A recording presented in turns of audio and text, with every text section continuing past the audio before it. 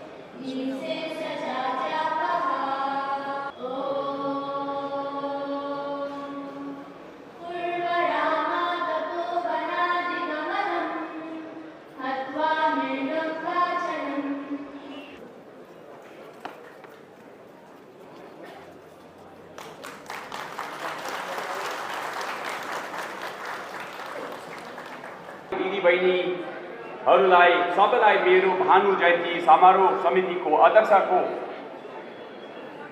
पक्षबाट हार्दिक स्वागत जनाउँदैछु।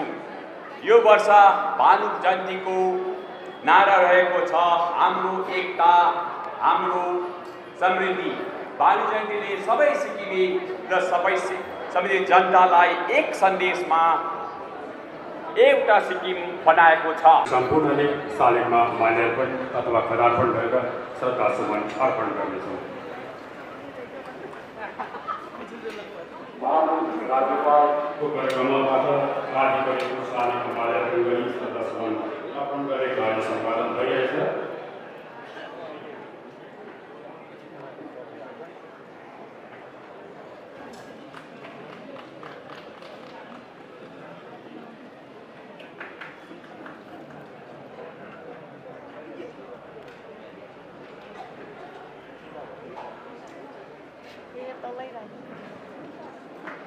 महारानी रत्नमन्त्री आदरणीय श्री सोनम लामाजीको कार्यक्रमबाट फल अर्पण गर्ने कार्य सम्पादन भइरहेछ। माननीय मन्त्री आदरणीय श्री अरुण छेत्री जो आजका विशिष्ट अतिथि अनि दोस्रो चरणको कार्यक्रमका मुख्य अतिथि हुनुहुन्छ, उहाँको हलबाट माननीय मन्त्री आदरणीय श्री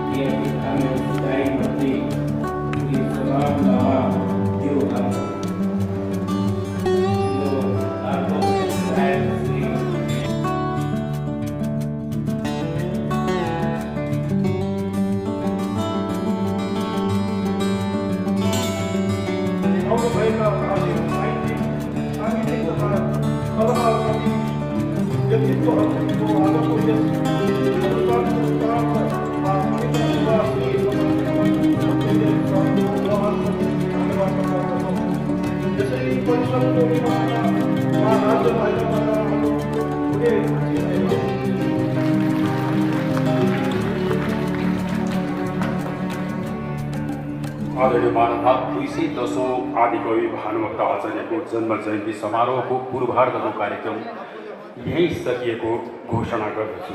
अब हामी शोभायात्रातर्फ अघि बढ्नेछौँ। शोभायात्रा यहाँबाट सुरु भएर मनन केन्द्रमा गएर विसर्जन गरिन्छ। त्यसपछि उत्तरार्धको कार्यक्रम मनन केन्द्रमा सम्पन्न हुनेछ। सो कार्यक्रममा पनि हजुरहरू उपस्थित भइदिन म यहाँबाट आग्रह गर्न चाहन्छु।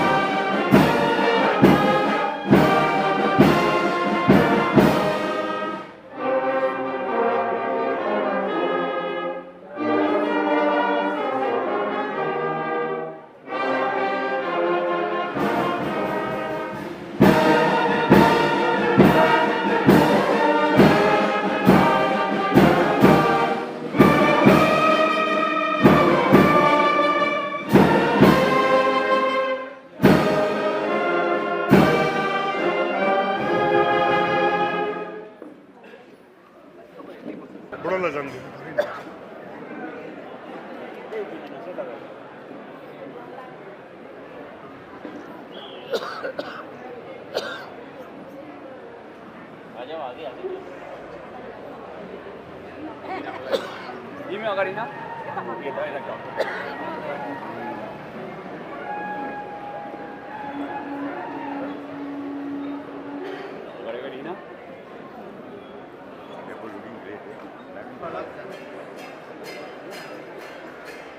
यहाँलाई अगावै सूचित गरेको विषय हो। अब यहाँबाट शोभायात्रा प्रारम्भ हुन्छ, जसको निम्ति सम्पूर्ण सङ्घ संस्था तथा स्कुलहरूलाई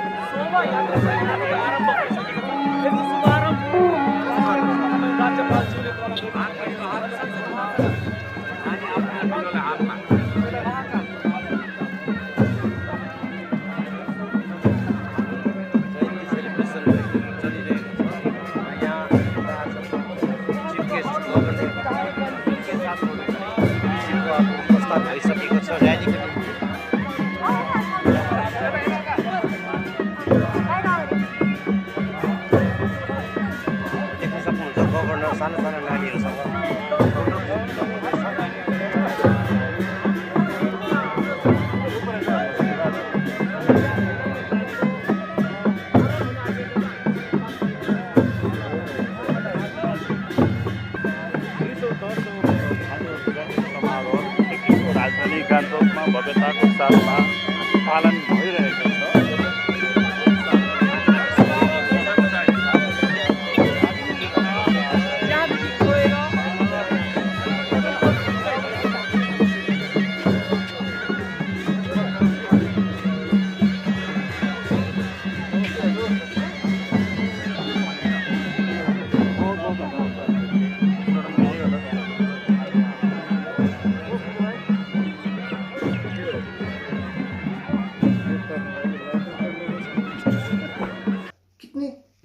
कितने आदर के साथ में श्री आदिकवि भानुभक्त आचार्य का जो प्रतिमा है उसमें फूल माला खदाएं चढ़ाए गए थे।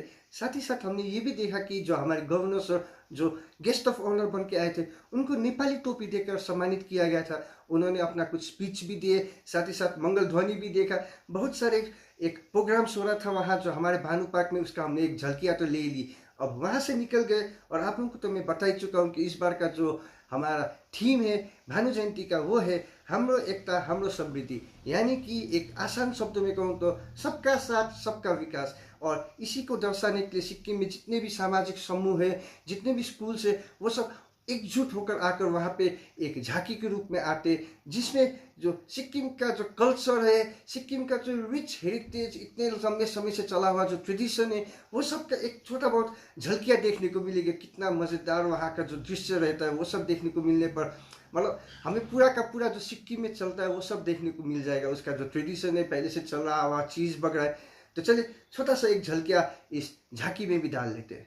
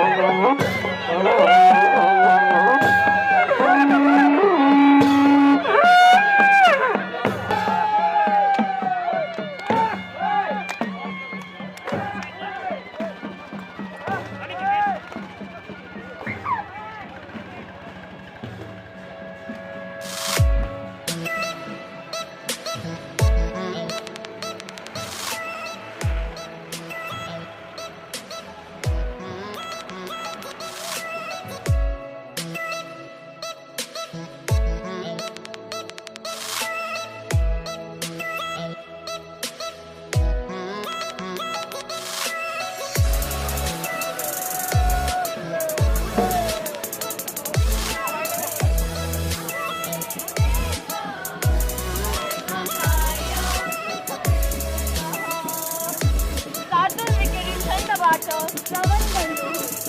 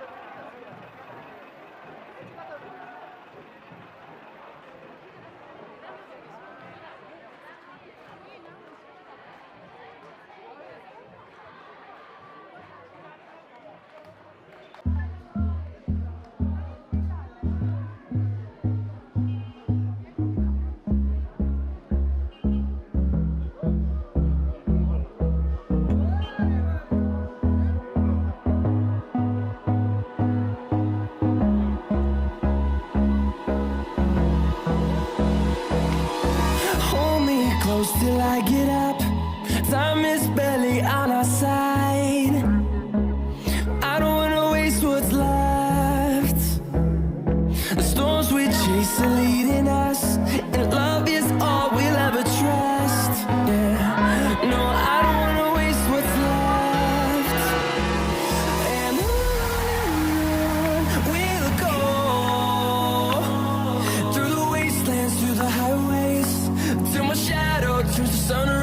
rays, and on we'll go, through the wastelands, through the highways, and on we'll go.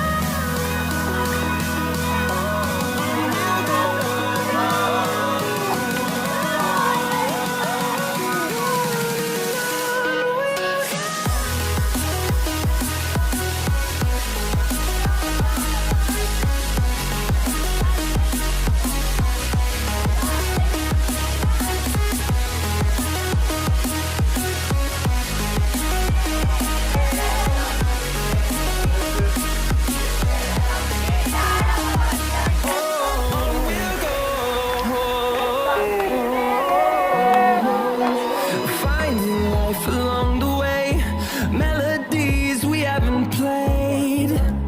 No, I don't want no rest. Echoing around these walls, fighting to create a song. I don't wanna miss a beat. And on we'll go, through the wastelands, through the highways, to my shadow, to the sun rays, and on we'll go, through the wastelands, through the highways, and on we'll go.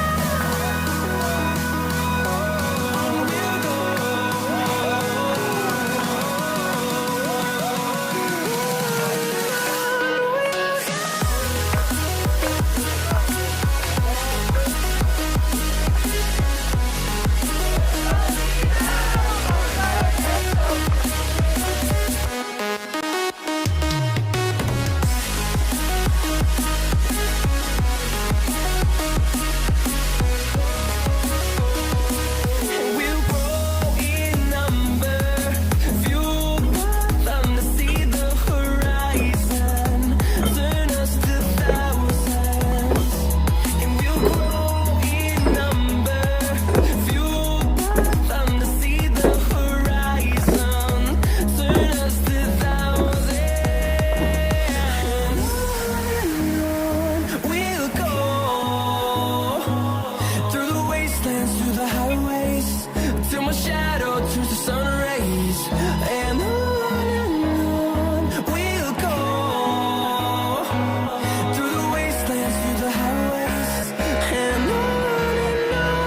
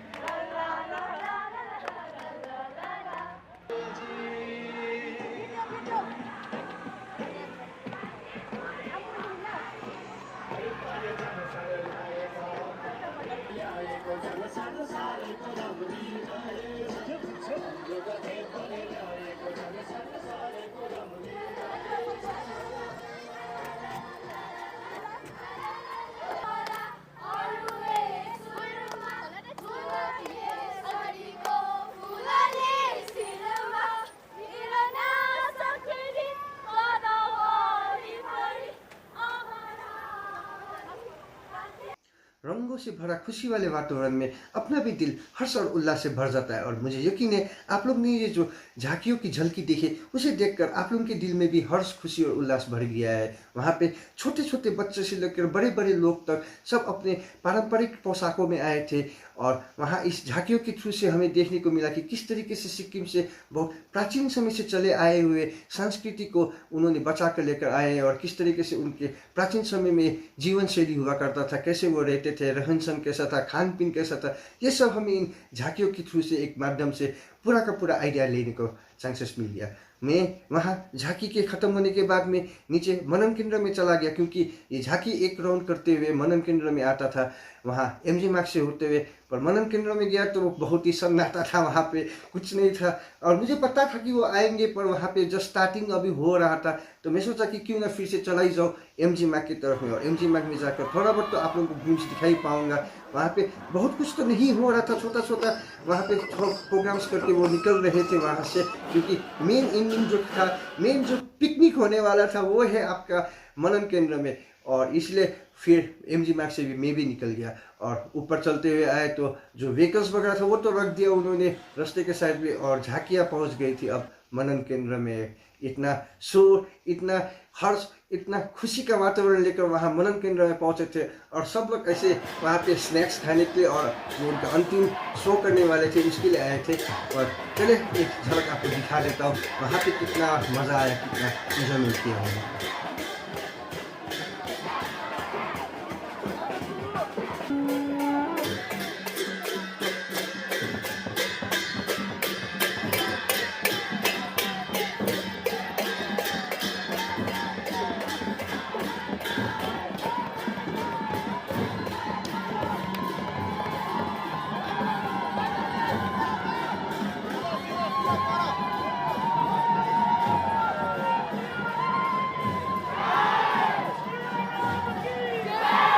विश्व माता की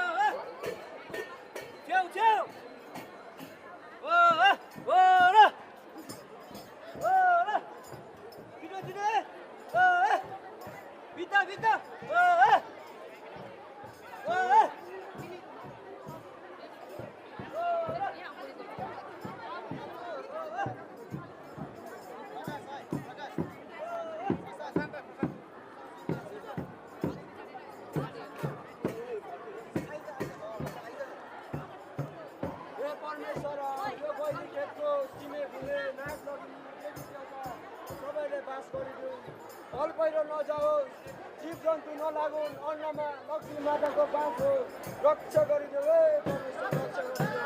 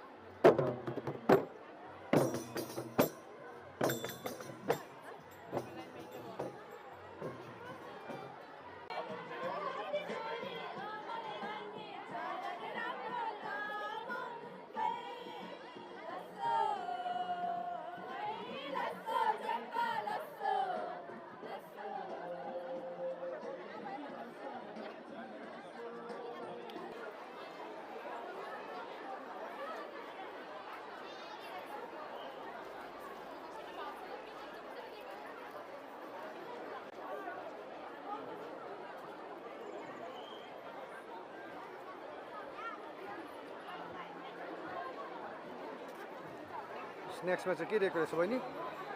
स्नैक्समा के दिएको रहेछ? के दिएको रहेछ? जुस होइन, अन्त यो चिप्स दिनुभएको रहेछ, सस, त्यहाँदेखि यहाँ के छ त्यो चाहिँ थाहा भएन। तिमीहरूलाई मजा आयो? हजुर डान्स गर्यो तिमीहरूले? हजुर।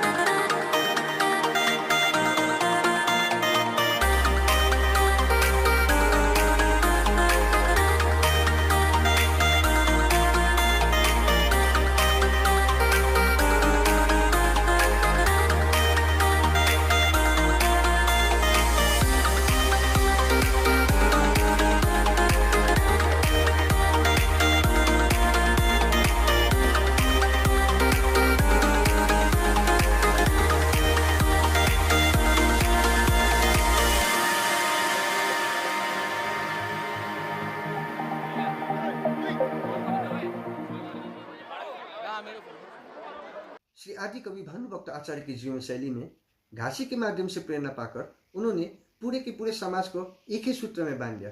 नेपाली पढ़ने और लिखने के लिए जो आम नेपाली भाषी के लोग थे, उनके दिलों के अंदर में शिक्षा का अंकुर बोया। साथ ही साथ श्री प्रभु रामचंद्र के जो आचरण है, जो उनका व्यवहार है, वो आम लोग किस तरीके से अपनी जीवन शैली में उतार सकते हैं, उसका उन्होंने एक रस जगाया। श्री आदि कवि भानुभक्त आचार्य ये सब करते थे अपने लेख, अपने कविताओं के माध्यम से। और उनका ये जो योगदान है नेपाली भाषा के तरफ में, हम नेपाली भाषी के लोग उनका ये योगदान के लिए सदा सदा आभारी है।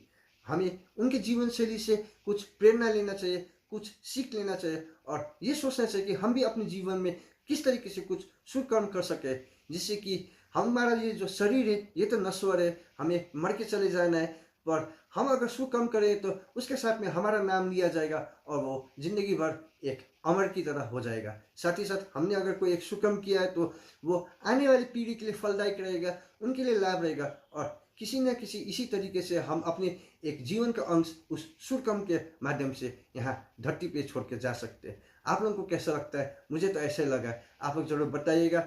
एक छोटा सा वीडियो था आप लोगों के लिए, जिसमें हमें देखने को मिला किस तरीके से भानु जयंती मनाया जाता है यहाँ सिक्किम में, किस तरीके से सिक्किम का एक जो संस्कृति है, चले आए हुए बहुत समय से पहले से चले आए पौराणिक संस्कृति आए, वो कैसे थे वो देखने को मिला। और साथ ही साथ किस तरीके से हर एक समाज के यहाँ पे लोग आकर एक दूसरे के साथ में मिलकर यहाँ पे काम करते हैं और हाम्रो समृद्धि और हाम्रो एकता की तरफ में चल रहे हैं। ये सब आपको यहाँ पे देखने को मिला। आशा करता हूँ ये वीडियो आप लोगों को पसंद आया होगा। प्लीज़ लाइक शेयर और कमेंट जरूर कर दीजिएगा और जो हमारे चैनल के साथ जुड़े हैं वो हमारे चैनल को सब्सक्राइब कर दीजिएगा, जिससे कि हमारा फैमिली मेम्बर इंक्रीज हो और मुझे मिलता रहे और भी ज़्यादा आप लोगों का प्यार और ऊपर वाले का प्यार।